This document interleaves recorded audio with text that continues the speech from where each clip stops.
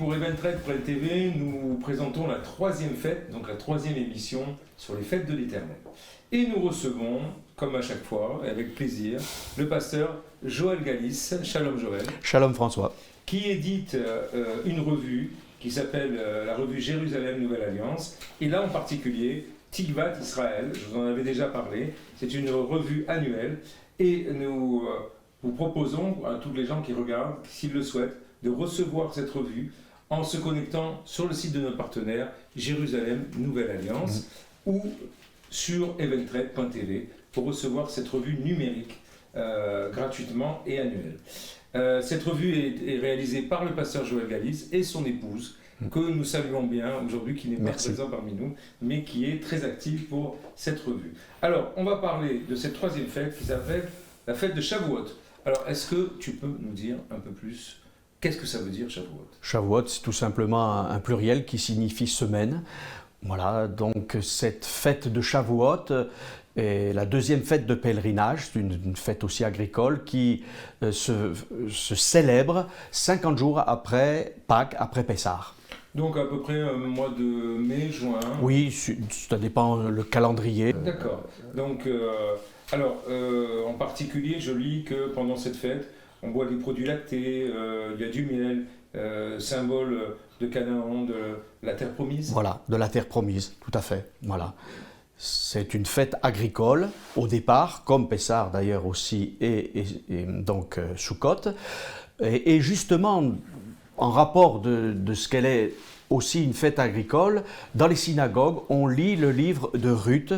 Dans ce livre de Ruth, ô combien passionnant et intéressant, il y a cette moisson, c'est le temps des moissons, lorsque Ruth arrive dans ce pays où elle dit « Ton Dieu sera mon Dieu et ton peuple sera mon peuple ». Et il y a aussi la rédemption avec ce personnage éminent qui s'appelle Boaz.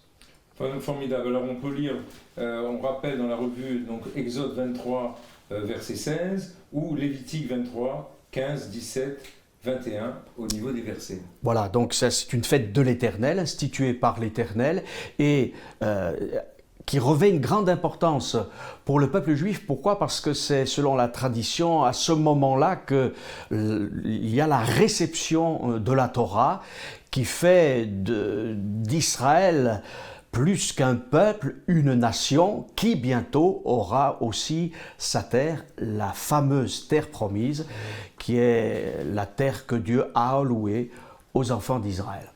Eh bien, merci Joël encore une fois de nous avoir parlé de cette fête, mais également quelle concordance avec, puisque nous sommes une télévision judéo-chrétienne, avec le christianisme. Est-ce qu'on peut faire un lien avec Shavuot?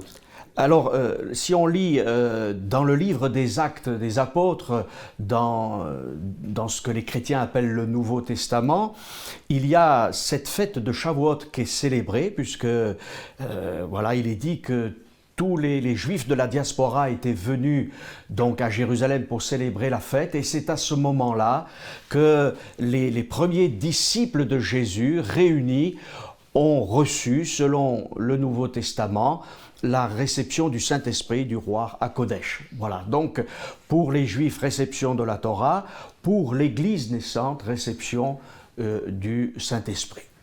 Très bien, donc voilà. Alors cette fête vient après le Yom Kippour.